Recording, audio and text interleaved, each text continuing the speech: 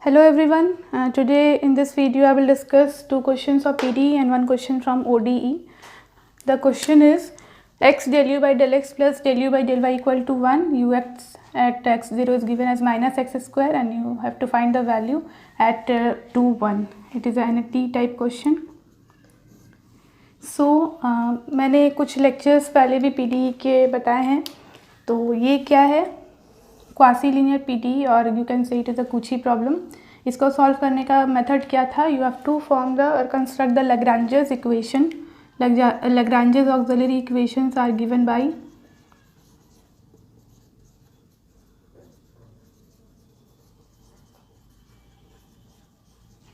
कैसे लिखते हैं हम लोग? D X by this is of the equation is of the form P P plus Q Q is equal to are.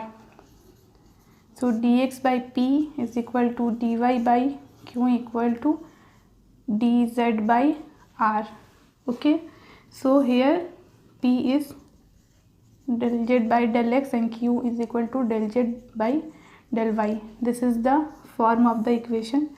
This equation is of this form. So we are writing the auxiliary Lagrange's auxiliary equations as dx by coefficient of this p is equal to x here, or you can write better it like this. Okay, so dx by x is equal to dy by coefficient is 1 and here the dependent variable is given as u.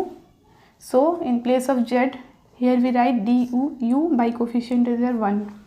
So this is the Lagrange's auxiliary equation and you have to take the first two fractions, then last two fractions or first and third fractions to construct two equations so that we can get two linearly independent solutions. And the solution is given as u equal to phi v और v equal to phi u और phi u v equal to 0. ये तीन तरीके से हम इसका solution लिखते हैं. तो इस केस में हम क्या करेंगे? जहाँ u और v are two linearly independent solutions, तो उसको फाइंड करने के लिए we will take first these two fractions. Okay, dx by x is equal to dy by 1. Integrating it we get log x is equal to y plus log of c1. Okay, taking this side log x by c1 is equal to y and x by c1 is equal to e to the power y, or c1 is equal to x e to the power minus y. So this is c1, this you can write it as u. One linearly independent solution is c1 is equal to x e to the power minus y. To find another, take the first and third fractions. एक में तो हमारा u होना चाहिए, तो हम इस बार क्या करेंगे? This is the first and second fractions को लिया था, अब हम फर्स्ट एंड थर्ड को लेंगे. So what you get from here? du. So again log x is equal to u plus log c2 and c2 is given as u e to the x e to the power minus u. This you can see as v just to put it as this solution. Okay, so u and v you get from here.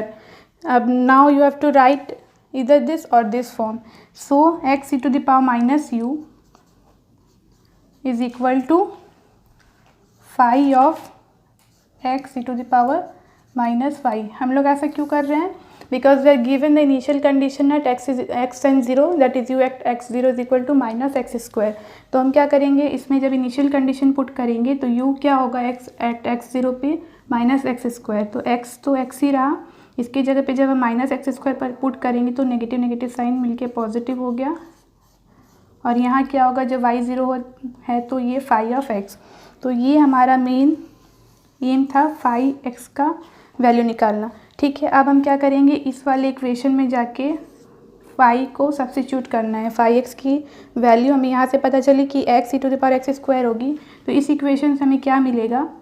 X e to the power minus u is this in place of x. Phi x is x e to the power x square. Now phi x e to the power minus y is x e to the power minus y e to the power x e to the power minus Y square. अब हम यहाँ क्या कर रहे हैं? ये समझने वाली बात है कि फाई एक्स की वैल्यू हमें मिल गई. तो अब एक वेरिएबल एक्स में हमें मिला, तो हमें अब क्या करना है? इस पूरे को एक्स सपोज करके हमें इस वाले पोजीशन पे x के जगह पे ये पूरा x e⁻⁵ पुट करना है। तो ये हमें जो मिल गई ये हमारी मेन फाइनल आंसर है। अब हम इसको थोड़ा सा सिंप्लीफाई करते हैं।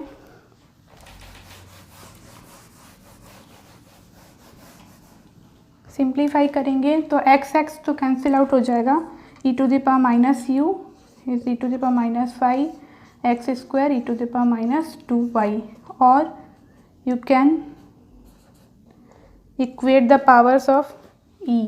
तो ये बेस सेम है तो पावर्स क्या होते हैं, ऐड। हम लोग इसको ऐसे लिख सकते हैं। अब क्या होगा, इसको हम पॉजिटिव करेंगे, in this case y - x² e⁻²y। This is the final solution. You have to find the value at u21। तो अब क्या होगा, u21 की वैल्यू कितनी हो जाएगी, x के जगह पे 2 एंड y की जगह पे 1 डालना है। तो ये हमारा फाइनल आंसर है। Sorry, this is not a NAT type question, ये ऑप्शंस वाला क्वेश्चन था। ठीक है, तो इसमें हमें कुछ कुछ ऑप्शंस गिवन थे, like this something. So this is the right answer, 1 - 4 e⁻²। Okay, ये क्वेश्चन सिंपल है and I have discussed this theory of Lagrange's equation and Cauchy's problem in my previous videos. PD से मैंने कुछ videos बनाए हैं पहले भी। You can go and watch for more concepts if you want. And yes, I got request to solve some questions of abstract algebra, but I'm not sure about the solution part of that question, so I'm not discussing today that. I will try to solve it first, then I will upload if possible. Then next question from PDE, it's given as u is equal to xy plus f(x²-y²) और कुछ options थे y(u(y) plus x(x²) plus y² और x²-y², then x(u(y) plus y(u(x) like this x²-y²। इस तरह के 4 options थे और हमें देखना था कि कौन सा ऑप्शन सही है। Sorry, y(u(x) and x(u(y). तो इस तरह से कुछ ऑप्शंस गिवन थे। अब हमें करना क्या है कि हमारे पास u दिया हुआ है, बस हमें कुछ नहीं करना है, partial derivative with respect to x and y find करना है और देखना है कि कौन सी इक्वेशन सही है। तो क्या करना है, पहले तो इसको पार्शियली डिफ्रेंशिएट करते हैं। तो इसको जब हम लोग पार्शियली करेंगे तो y and this function f dash of this and for x² is 2x with respect to y x plus f dash x² - y² into -2y। अब देखिए हमें क्या करना है कि ये हमारा ux, uy, x और y हमें सब मिल रहा है जो कि हमारे ऑप्शंस में गिवन है। प्रॉब्लम कहाँ से हो रही है, ये वाला टर्म हमें प्रॉब्लम क्रिएट कर रहा है। तो हमको क्या करना है, ये टर्म को हटाना है। अब डिपेंड करता है आप पे कि आप कौन से मेथड से इसको हटाते हैं। इसका 2-3 तरीका है कि आप इसको एलिमिनेट कर सकते हैं। पहला तो ये कि इसको आप y से मल्टीप्लाई कर दीजिए दोनों साइड, इसको x से मल्टीप्लाई कर दीजिए। उसके बाद you can add this 2 equations, तो ये टर्म कैंसिल आउट हो जाएगा और आपको क्या मिलेगा, after addition you get the solution. Okay, this is the answer. ये ऑप्शन सही था। और एक तरीका और है कि आप क्या कर सकते हैं, आप जब देखेंगे कि दोनों इक्वेशन में सेम टर्म है तो you can also cut it by dividing the equations. हम लोग इस तरह से तो डिवाइड नहीं कर सकते, तो हम लोग क्या करते हैं कि अगर हम लोग इस y को -y करके इधर ले गए और इस वाले में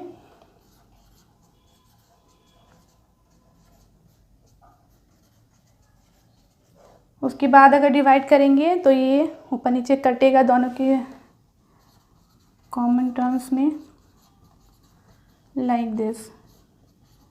ठीक है, दोनों कैंसिल हो गया डिवाइड करने पे, फिर आप इसको क्रॉस मल्टीप्लाई कर सकते हैं, फिर भी आपको ये इक्वेशन यही मिलेगी।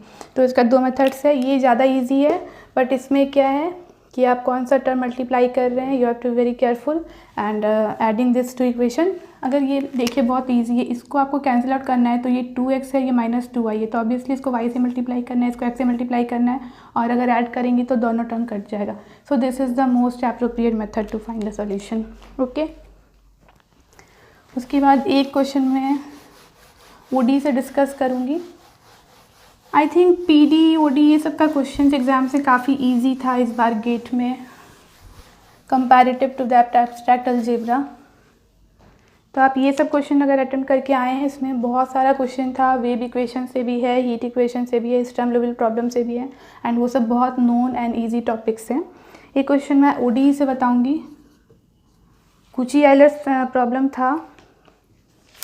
The question is x square d two y upon d x square minus of 4x dy dx plus 6y equal to 0। ये सब प्रॉब्लम्स बहुत इजी आए थे एंड स्कोरिंग था paper.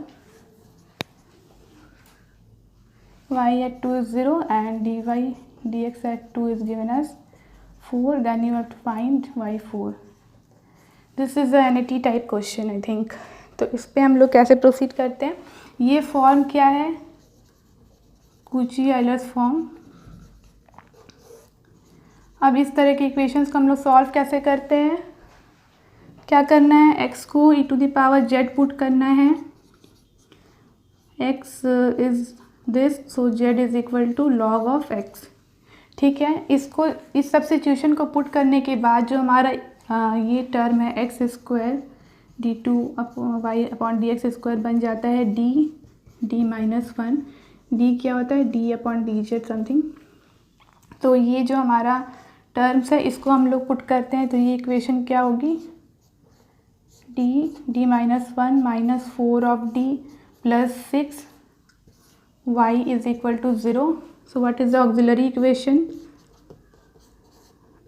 D square minus 5d plus 6 equal to 0. From here you get the values of d as 2 and 3. So the complementary function is given by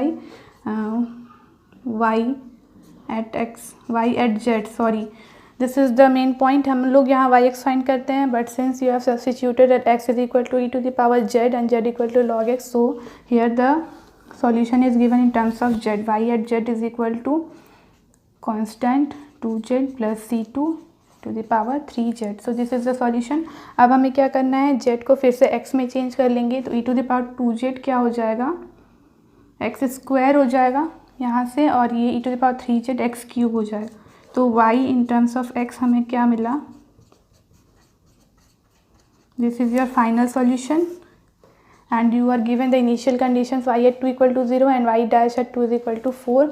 so find y dash x is equal to 2c1x plus 3c2 x square. ये दो equations मिल गई, y at 2 put करने पे ये 0 है, means 0 is equal to 4c1 plus 8c2 and from here y dash x is 4 at 2, so 4 is equal to 4c1 plus 3 into 4 is 12c2।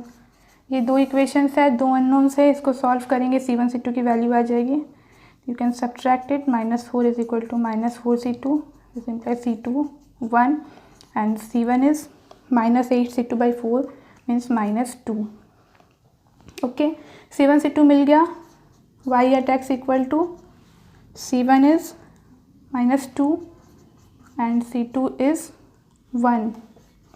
so this is the solution without c1 and c2, means we have put the solutions of c1 c2, values of c1 c2, so this is the final answer and you have to find the value at 4, x equal to 4 is 4 square plus 4 cube, so minus 16 to 32 and this is 64, so answer is 32 is the correct answer for this question।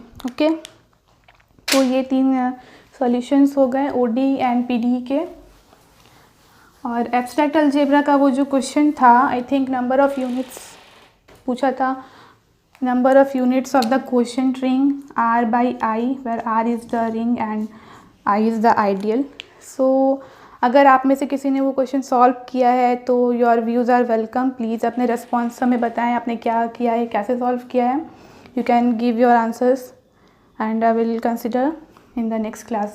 okay, so this is the solutions from OD and PD। और भी बहुत सारे questions इसमें बचे हैं, like heat equation, wave equation, Sturm Liouville problem। These problems I think all of you have done अगर किया होगा, किसी का मिस्टेक आया होगा तो इस पार्ट के बाद बस आपको ध्यान देना है कि इसमें z था और फिर आपको इन टर्म्स ऑफ x लिखना है, क्योंकि यहाँ से बहुत गलत होने का चांसेस होता है कि आप इसको भूल जाते हैं कि हमें z लिया था, फिर यहाँ से आप इसको e⁻²x ले लेते हैं, फिर वहाँ से गलती शुरू हो जाती है। Okay, so this is the today's video all about. Thank you for watching my video, friends. Okay, have a good day.